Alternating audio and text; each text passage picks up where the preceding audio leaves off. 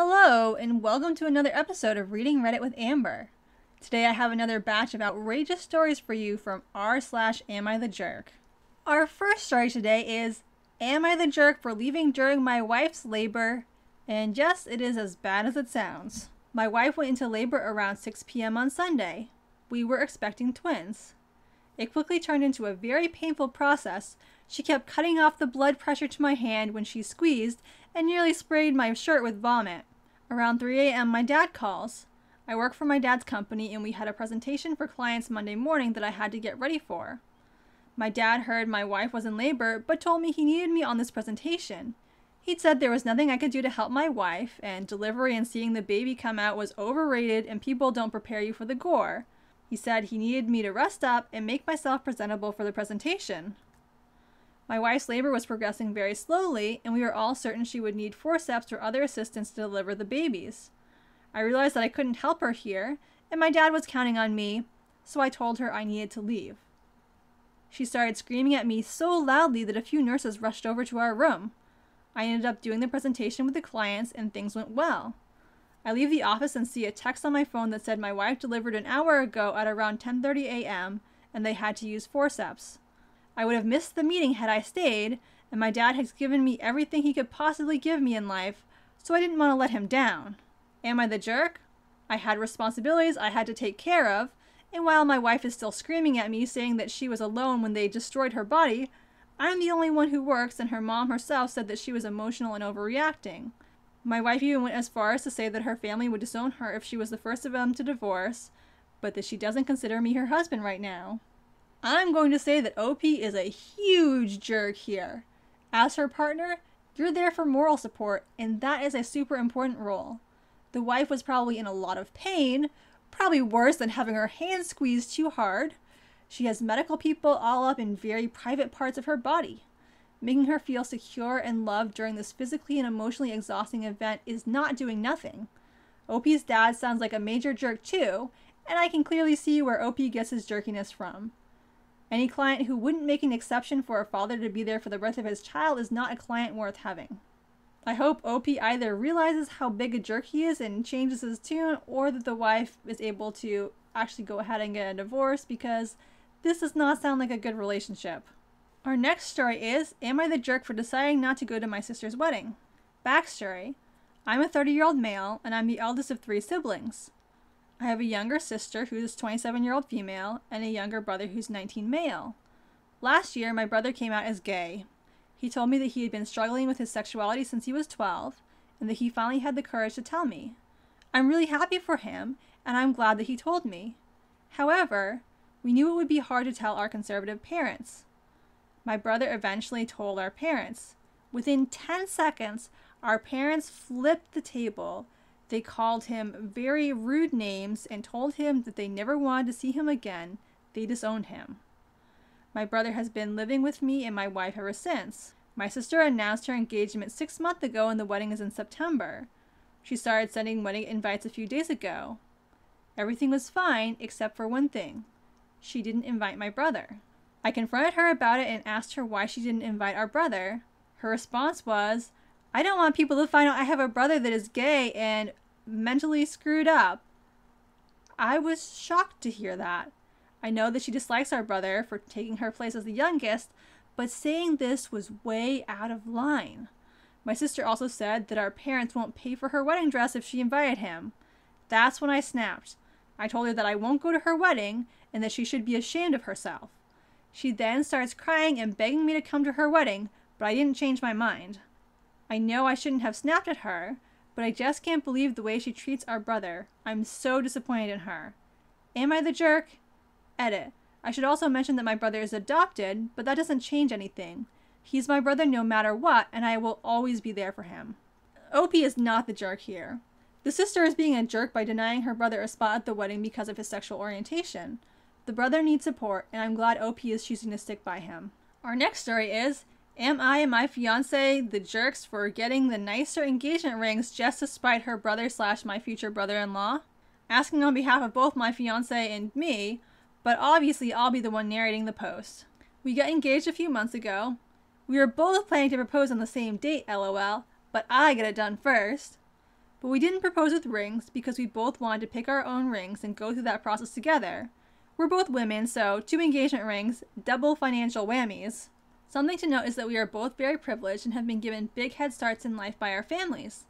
My fiancée and her older brother, the brother-in-law in question, both had their colleges paid for, including law school or med school, were given very nice cars, and have a very large lump sum intended for a down payment on a house. I also had my schooling paid for, and my parents paid for the down payment of the condo we live in right now. Our jobs are also very secure and relatively high paying, so financially we're doing great, especially considering that we don't have and don't want kids. Since we generally don't live very lavishly, save for retirement, etc., we wanted to go a bit over the top on our rings since we both have dreamed of having the perfect engagement ring since we were young. We're getting our rings custom made. When my fiance's older brother found out we were getting our rings custom made, he asked us to pick smaller, more low-key rings because he didn't want his fiancée to see our rings and be upset with him. He proposed to her with a $300 ring, which I'm guessing she wasn't happy about. He could have definitely afforded something way nicer as a surgeon with no loans and a house half paid for him. He just thinks engagement rings are a waste of money. He wanted us to get cheap, or at least much cheaper than we were planning rings so that his fiancée wouldn't be jealous if she saw our rings and get upset with him. I said no, because why in the heck would I choose my engagement ring based off of what another couple wants, and he told, not asked us, to buy a separate ring to wear when we ever came into contact with his fiancée / to post on social media. In all honesty, this was like the straw that broke the camel's back. I don't like my brother-in-law at all. He's rather rude, low-key misogynistic, and very entitled. My fiancé and his relationship is a very bleak meh, and really only held together by the willpower of her parents. I'll admit that I'm petty, so as soon as we hung up on him, I suggested we significantly upgrade our ring budgets to a level we could still comfortably afford, out of spite. My fiancée thought it would be funny, so she agreed. I sent my brother-in-law the CAD mock-ups of our upgraded rings that showed some pretty big rocks, and he called me the jerk. Are we? I'm going to say that OP is not the jerk. A little petty, sure, but she and her fiancé can get whatever size engagement rings they want. There's nothing wrong with a $300 engagement ring if that's what you can afford and or you know your partner doesn't care. But it sounds like brother-in-law knows that his fiancée would like a more expensive ring, and he could have afforded to buy a more expensive ring. He can't expect everyone else to get super cheap rings so that his fiancée won't complain about the size of hers. Our next story is, am I the jerk for refusing to sell the place I bought with stripper money? For several years I was a stripper. I have no shame about what I did and only quit when I get a better job offer. In the time I worked as a stripper, I intentionally lived as cheaply as possible. Garbage little studio flat, living off ramen, wearing old clothes, because my coworkers all told me that they were able to buy their own places on their own income so long as they saved like crazy. Before I retired, I managed to outright buy myself a 3-bedroom flat. I rented out the other rooms for a while, but I got sick of having roommates, so now I have them up online for shorter stays but not to rent. I met this guy about 18 months ago, and we've been together since. He knows about my employment history, and he said that he has no issue with it, though he did ask me to tell his family the white lie I occasionally use on my CV and stuff, which is that I was a waitress, which I kind of was, to be fair. A month ago, we found out that I'm 2 months pregnant. He says this is great news and we should move in together. I assumed he'd be moving into my place because he rents his far smaller 1-bedroom flat while I own mine, and I have room for a baby's room while he doesn't. Also, I really don't want to leave my flat. It's my flat, I love it, I could see myself living here for the rest of my life, and I don't want to lose the security of owning a flat and have to go back to paying rent or a mortgage each month. However, he then said that he didn't want to move into my place and said that I should sell it and we could buy a place together. I said that I like my place. It means a lot to me that I was able to buy it, and it represents years of working my butt off, scrimping and saving. He then said he understands all of that, but we should be living together by the time the baby comes, and he didn't want to live in my flat. I asked him why not. It's a great flat, it's central to everything, it's spacious, it's got room for all his stuff, there's a daycare in the building, run and owned by another tenant, and a school 5 minutes walk away.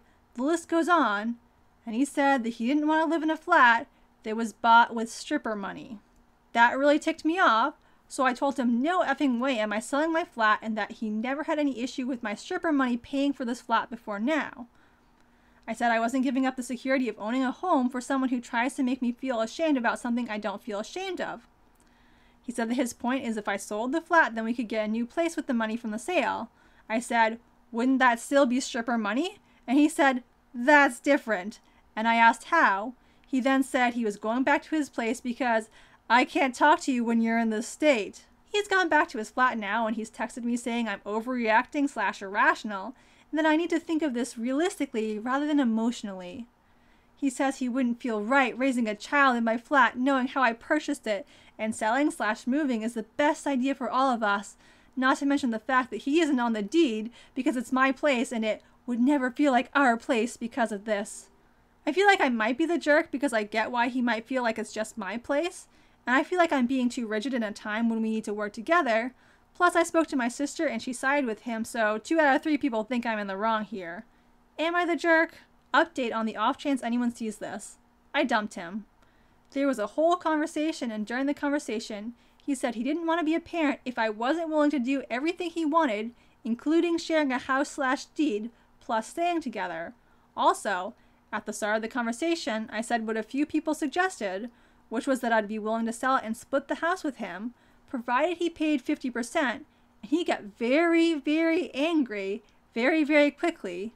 He also said a few other things, so I don't know how it's all going to pan out just yet, but looks like I'm going to be a single mother. I think Opie is definitely not the jerk, and I'm glad she ended up dumping him. I think from her update it's clear that her partner just wanted to get a place quote-unquote together with her money so he could have his name on it. Plus, the whole thing about not wanting to parent with her unless she did everything he wanted her to, he is literally saying that he wants to control OP. This guy is basically a walking red flag. I wish OP the best of luck with being a mom. Our last story of the day is, am I the jerk for telling my husband that his culture is garbage and I won't compromise by incorporating it into our family life? My husband and I live in the U.S. Northeast where I am from.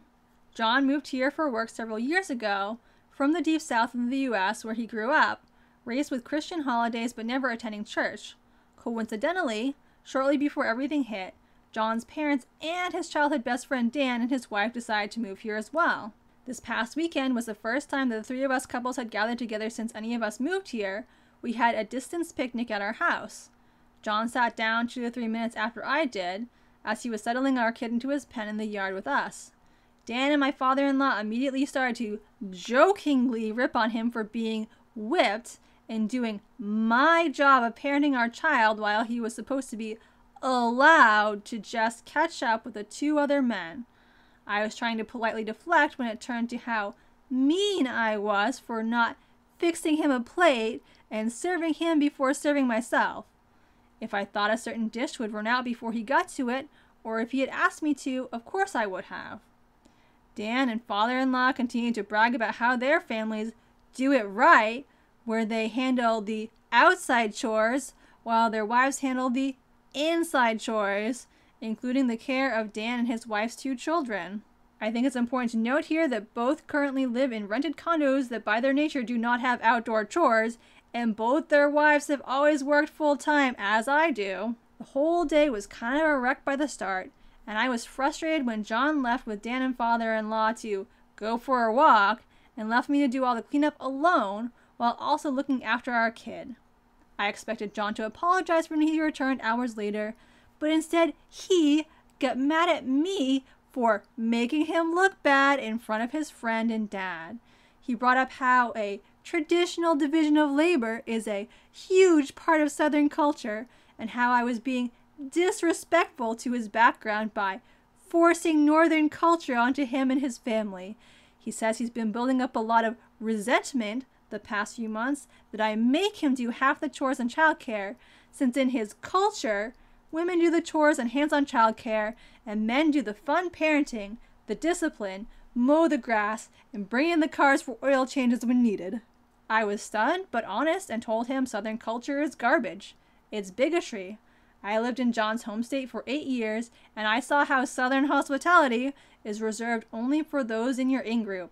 Deviate from the norm, be queer, non-Christian, a person of color, a liberal, a non-traditional woman, and they turn on you viciously. Does every single person act like that always? No, but it's the culture. John is livid and says his culture is just as valid as that of other global regions, religions, and ethnic groups, so I am the bigot by not compromising with him here and incorporating aspects of his culture into our family life the way I would if his culture was Islamic or Asian or whatnot. I'm going to say that OP is not the jerk. If OP's husband really valued having a wife who did all the child rearing, then he should have married someone who felt the same way. It's not disrespectful to refuse a sexist division of labor in your marriage, especially when your partner tries to turn the tables on you once you've already been married and raising a child for a bit. If your quote-unquote Southern culture is just barely veiled sexism, then it is garbage. Hey everyone! I wanted to take a moment to let you know about the new horror project I'm working on, so if horror is not your jam, feel free to skip out here. I've been writing a short horror story serial in blog post form. I figured the blog posts could be translated fairly easily into Reading Reddit style videos, so starting on September 6th, the Fair River Forest project will be filling my Sunday time slot. The first video is a little different from the Reading Reddit stories in that there is a video component to it, but if you prefer to just listen to this channel, you can listen to that video without missing anything essential to the storyline. I just thought it would be fun to make a found footage style video for the intro. The rest of the posts I've written so far are mostly just text, so they should be just like the Reading Reddit style videos you've come to know this channel for. They will have a different title slide because they're not from Reddit, but otherwise they should hopefully feel very similar. I'm so excited to be bringing this project to you, and I hope you enjoy it. And now I'm going to turn things back over to VoiceOver Amber. I hope you enjoyed today's video. If you did, consider giving it a like or letting me know in the comments. I post new videos twice a week, funny or outrageous ones on Wednesdays and spooky ones on Sundays. Thanks for watching, and have a great day.